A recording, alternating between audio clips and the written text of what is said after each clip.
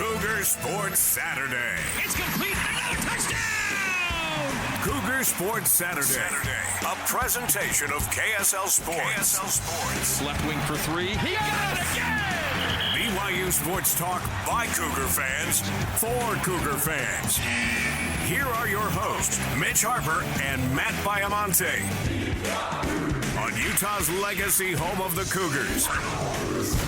KSL News Radio, 102.7 FM and 1160 AM.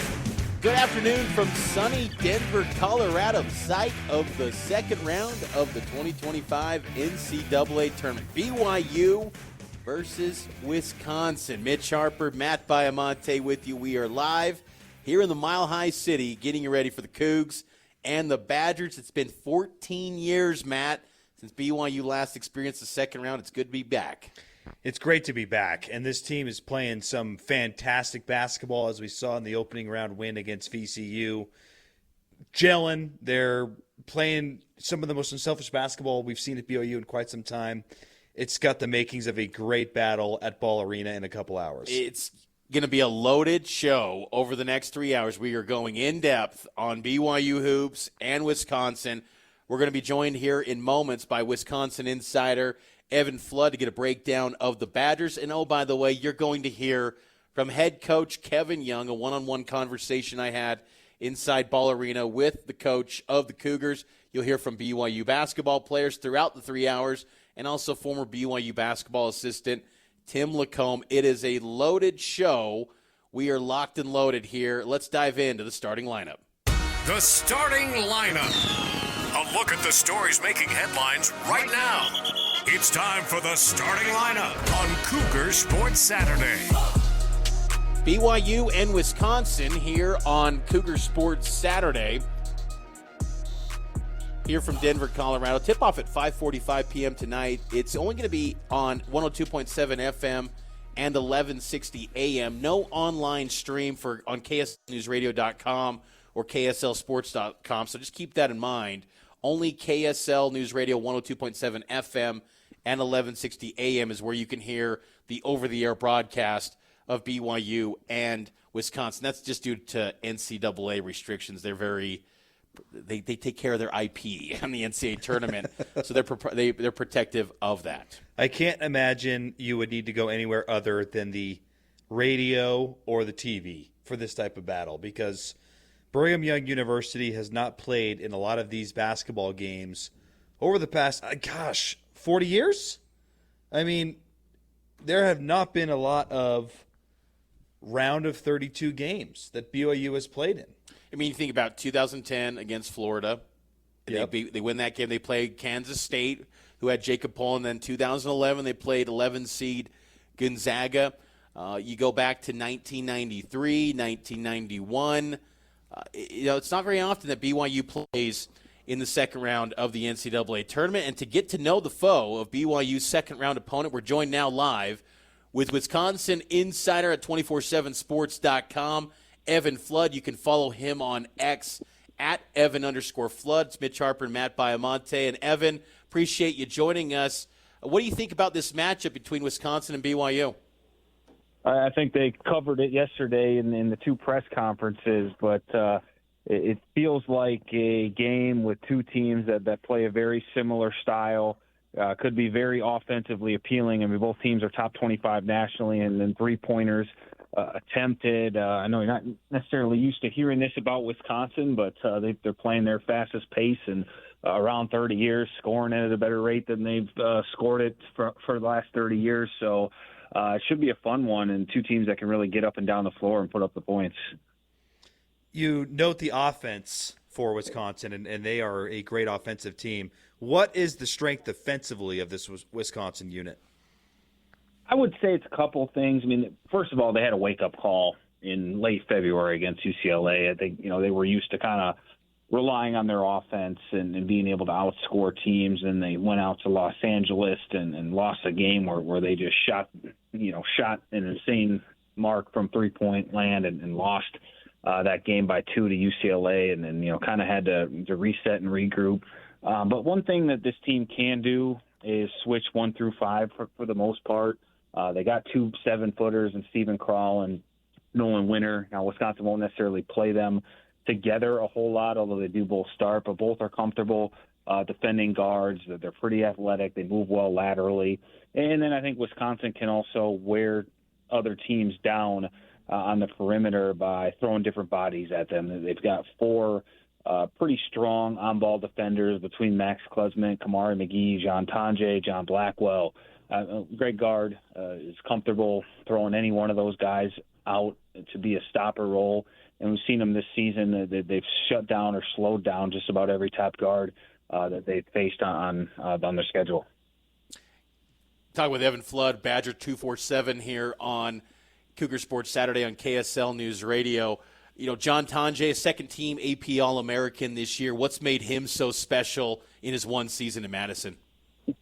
Well, I think it's just the way he's come in and fit this program. I think in the transfer portal era, you're always kind of weary of a guy that is going to come into your locker room and potentially blow things up, especially with a guy who's only here for 1 year and takes as many shots as Tonje does, but that just hasn't happened.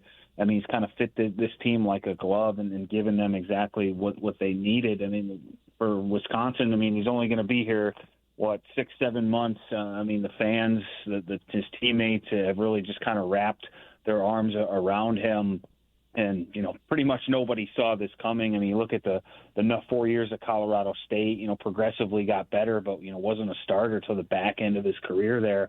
And then misses pretty much all of last season with a foot injury at Missouri. I think Wisconsin thought they were getting a nice, serviceable player. And then, you know, they end up kind of getting one of the nation's premier scorers and players overall, guy that was second-team All-American this season. So I would say it's kind of a little bit, you know, he's provided what Wisconsin needed when they were dealt some tough blows in the transfer portal, losing A.J. Storr to Kansas and Chucky Hepburn to Louisville. But, you know, it's just kind of the way he goes about it. You know, he's not necessarily a loud, vocal, look-at-me type of guy. And I think he fits Wisconsin's locker room from that perspective because he's just so selfless and still puts the team first. Evan Flood of 247 Sports is breaking down this BYU-Wisconsin matchup with us for a few more moments. BYU and Wisconsin have not played in well over a decade, and I think for some BYU fans, their thought and memory of Wisconsin is not what they are now. When did Greg Gard and this coaching staff change their philosophy and become a much more dynamic offensive team? I would say it started 3 years ago. If you guys remember, Wisconsin had a player by the name of Johnny Davis, who was, you know, only played at Wisconsin for 2 years. But he was a local kid, you know, grew up about an hour and a half away. This guy, you know, was kind of to pick up the pace a little bit and give him a lot more freedom. And then last year, Wisconsin brought in Kirk Penny, who, you know, was an all Big Ten guy for the Badgers, played a ton of basketball overseas. He's in the FIBA Hall of Fame. Brought him back to the coaching staff, and he started implementing the offense back then. It started with a couple plays. You know, this year it's evolved into a system. And, you know, I think the other part of it, too, is just the NIL transfer portal era. You know, Greg Gard has to ask himself, you know, how does Wisconsin compete, you know, when they're not going to be able to pay as much as the big boys? It's going to be harder and harder to keep people at home. You know, how do you compete? And can you still do it in the old Bo Ryan, Dick Bennett way, you know, where you're slowing the game down, you know, trying to put people in a box for 40 minutes? Or, you know, are you going to be still appealing to recruits when you have to, you know, inevitably pay them less for the most part? And I think this is one way where Wisconsin found, you know, it kind of cuts into that deficit where, okay, maybe you can get some discounts if you're playing a more ideal style of ball. People will be willing to, you know, come there. And, you know, in the end goal for most players is to get to the NBA, and, you know, but you got to have an offense that really showcases your offensive skill sets. So they've done that the past couple of years. I mean, Johnny Davis was a lottery pick. A.J. Storr, I know he didn't have the year, you know, he wanted to at Kansas, I'm sure. But, you know, you look at the end of last year, a lot of people were projecting him to be a late first-round pick before he left Wisconsin. Now you got John Tonje, who's got a chance to be drafted as well. So, I think, the Kirk Penny's obviously been the biggest thing. It's his system. He's got his fingerprints all over it. But I think, you got to give a lot of credit to Greg Gard, too, who's a Bo Ryan disciple. Spent 20-some years with him. And, for him to, as much success as he and Wisconsin have had, I think he'd be more than entitled enough to say, okay, I'm going to stick with what I know works. But, he's run into this kind of new era rather than, tried to stay stuck in his ways.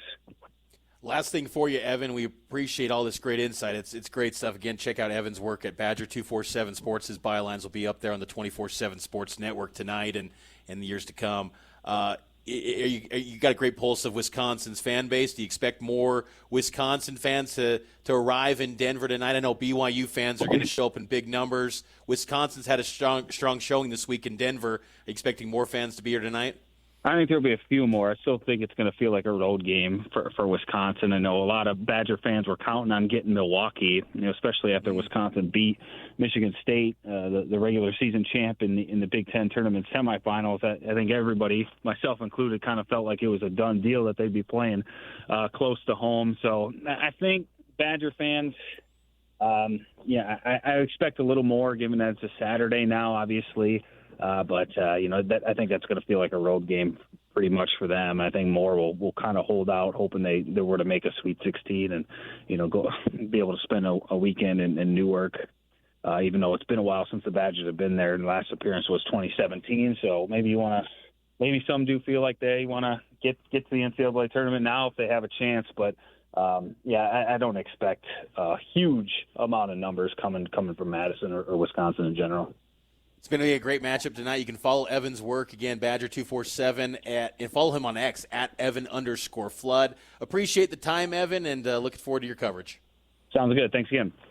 That's Evan Flood here on Cougar Sports Saturday on KSL News Radio, giving us an insider look at the Wisconsin Badgers. Tip-off tonight at 5:45 p.m. here on 102.7 FM and 1160 a.m. Taking a break. We'll dive into more of BYU's success so far in the NCAA tournament here from Denver on KSL News Radio.